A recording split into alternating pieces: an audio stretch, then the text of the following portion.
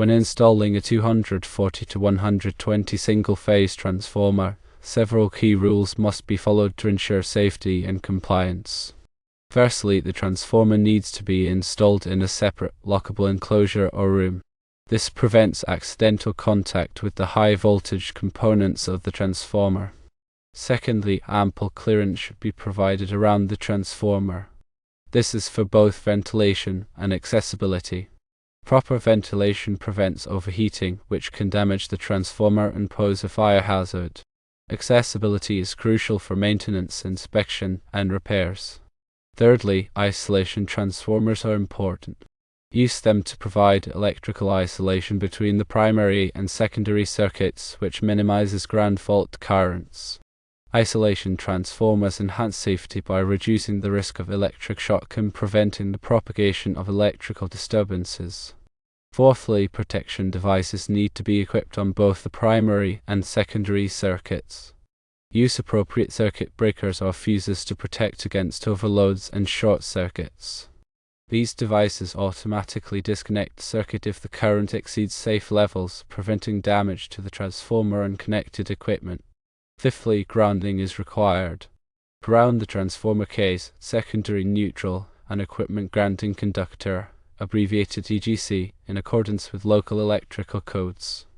Proper grounding provides a low impedance path for fault currents, which helps to quickly trip circuit breakers and prevent electrical hazards.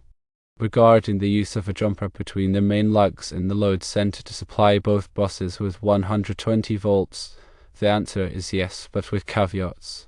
You can install a jumper between the main lugs in the load center to supply both buses with 120 volts, however, ensure that the load center is rated for the total load. The load center's rating indicates the maximum amount of current it can safely handle. Exceeding this rating can cause overheating and failure. Also, the jumper must be properly sized for the current. A jumper that is too small can overheat and melt, while a properly sized jumper will carry the current without excessive heat. The grounding connections are critical for safety and proper operation. Firstly, the transformer case must be grounded to an approved grounding electrode. This provides a direct path to ground for any fault current that may occur on the transformer case. Secondly, the secondary neutral must be grounded to the same grounding electrode as the transformer case.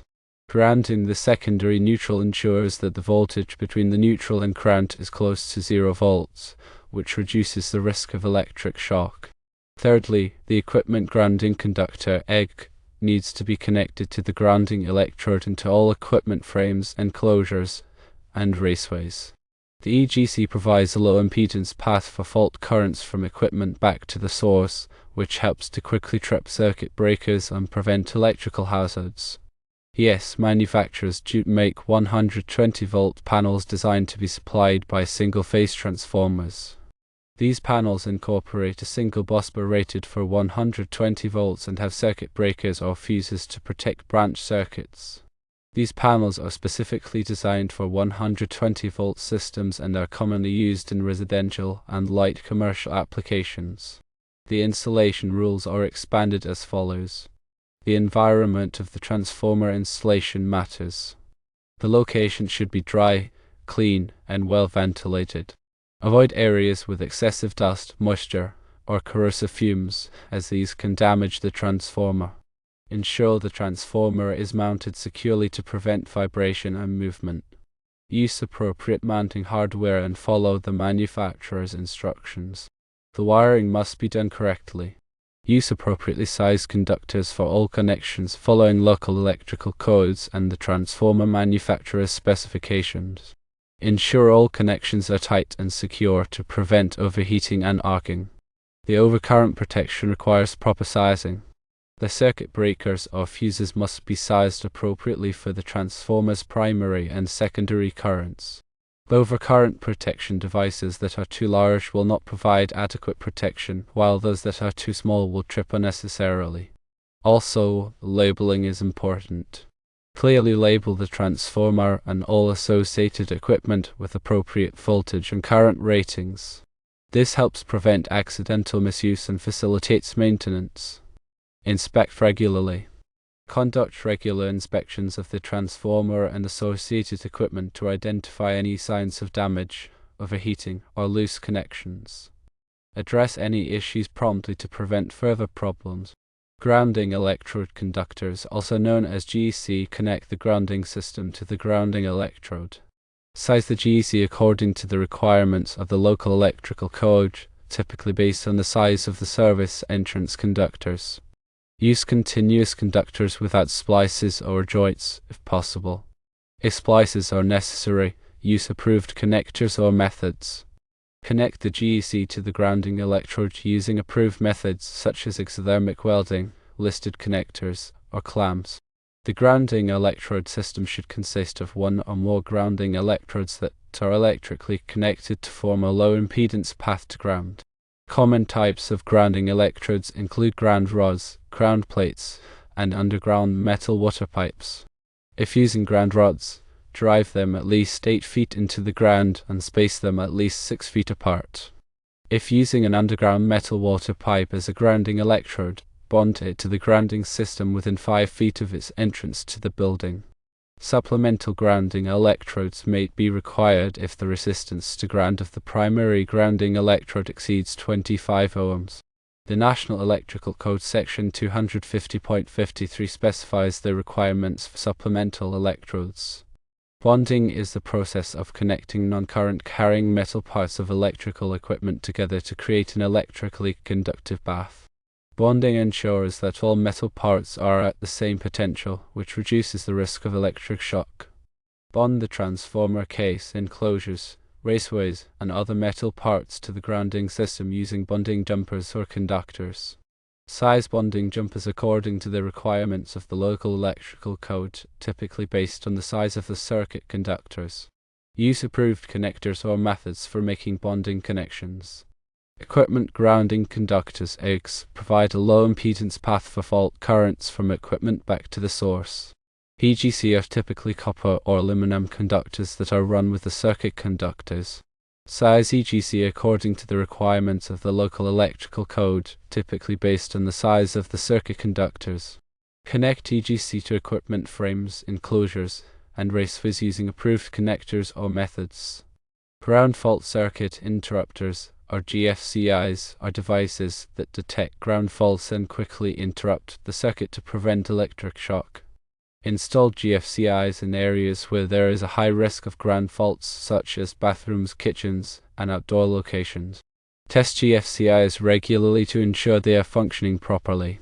Surge protection devices, or SPDs, protect electrical equipment from voltage surges caused by lightning strikes or other electrical disturbances.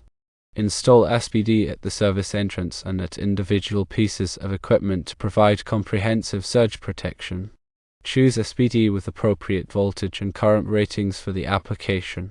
Transformers should have proper ventilation. Ensure that the transformer has adequate ventilation to prevent overheating. Do not block ventilation openings or place the transformer in a confined space without proper airflow. Regularly inspect ventilation openings and clean them as necessary. Also, consider ambient temperature. The ambient temperature around the transformer can affect its performance and lifespan. Avoid installing transformers in areas with excessively high or low temperatures. Follow the manufacturer's recommendations for operating temperature range. For load calculations, determine the total load that the transformer will supply. This includes both continuous and non-continuous loads. Use appropriate load factors and demand factors to calculate the maximum load on the transformer. Select a transformer with a volt amp or VAR rating that is sufficient to handle the calculated load. Refer to NEC Article 220 for load calculation requirements. On transformer tap settings, adjust the transformer tap settings to compensate for voltage variations in the supply voltage. This ensures that the output voltage remains within the desired range. Follow the manufacturer's instructions for adjusting tap settings. Insulation testing is crucial. Perform insulation resistance tests on the transformer windings to check for insulation breakdown. Use a megometer to measure the insulation resistance between windings and ground. Replace the transformer if the insulation resistance is below the minimum acceptable value. Polarity testing verifies the polarity of the transformer windings. Use a voltmeter to measure the voltage between different terminals of the transformer. Ensure that the polarity markings on the transformer match the measured voltages. Connection diagrams provide complete documentation. Keep accurate records of all transformer connections, tap settings, and test results. Create connection diagrams that clearly show all wiring and grounding connections. Store these records in a safe and accessible location. Consider energy efficiency. Choose energy-efficient transformers to reduce energy consumption and operating costs. Look for transformers that meet or exceed industry standards for energy efficiency, such as those certified by the Department of Energy. Regular maintenance is important. Implement a regular maintenance program for transformers to ensure their continued safe and reliable operation. This includes periodic inspections, cleaning, testing, and repairs. Keep a maintenance log to track all maintenance activities. Consider professional assistance. If you are not familiar with electrical installations or transformer maintenance, consult with a qualified electrician or electrical engineer. They can provide expert advice and assistance to ensure that the installation is safe and compliant with local codes. Before starting any work on a transformer, de-energize the circuit by turning off the circuit breaker or disconnecting the power supply. Verify that the circuit is de-energized using a voltage tester.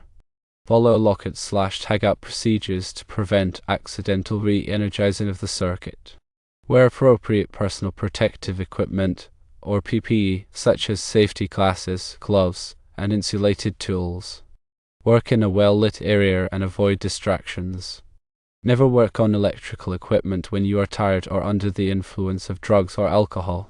Always follow the manufacturer's instructions for installing, operating, and maintaining transformers. Use the correct tools and equipment for the job. Do not use damaged or defective tools. Keep your work area clean and organized. Dispose of waste materials properly. Be aware of potential hazards such as arc flash, electric shock, and falling objects. Take precautions to minimize these risks. If you are unsure about any aspect of the installation or maintenance process, consult with a qualified electrician or electrical engineer. Remember that electrical work can be dangerous. Always prioritize safety and follow all applicable codes and regulations. Ignoring safety precautions can result in serious injury or death. When selecting a 120-volt panel, consider the number of circuits required. Choose a panel with enough circuit breaker slots to accommodate all of the branch circuits that will be connected to it, plus some spare slots for future expansion. Consider the panel's amperage rating. The panel's amperage rating must be sufficient to handle the total load that will be connected to it. Calculate the total load using appropriate load factors and demand factors. Also look for UL listing. Ensure that the panel is listed by Underwriters Laboratories, abbreviated UL, or another recognized testing laboratory. This indicates that the panel has been tested and meets safety standards. Select a panel with the appropriate type of circuit breakers. The circuit breakers must be compatible with the panel and sized appropriately for the branch circuits they will protect. Consider the panel's enclosure type. The enclosure type must be appropriate for the environment in which the panel will be installed. For example, an M3R enclosure is suitable for outdoor use, while an M1 enclosure is suitable for indoor use. The short circuit current rating, or SCCR, is the maximum short circuit current that the panel can safely withstand. Ensure that the panel's SCCR is greater than or equal to the available fault current at the installation location. The voltage rating is what it sounds like, and it is the maximum voltage that the panel can safely handle. Ensure that the panel's voltage rating is appropriate for the system voltage. Accessibility should be considered as well. Choose a panel that is easy to access for maintenance and repairs. Ensure that there is sufficient clearance around the panel for working safely. Follow the NEC guidelines. Install the panel in accordance with the National Electrical Code, abbreviated NEC, and all applicable local codes and regulations.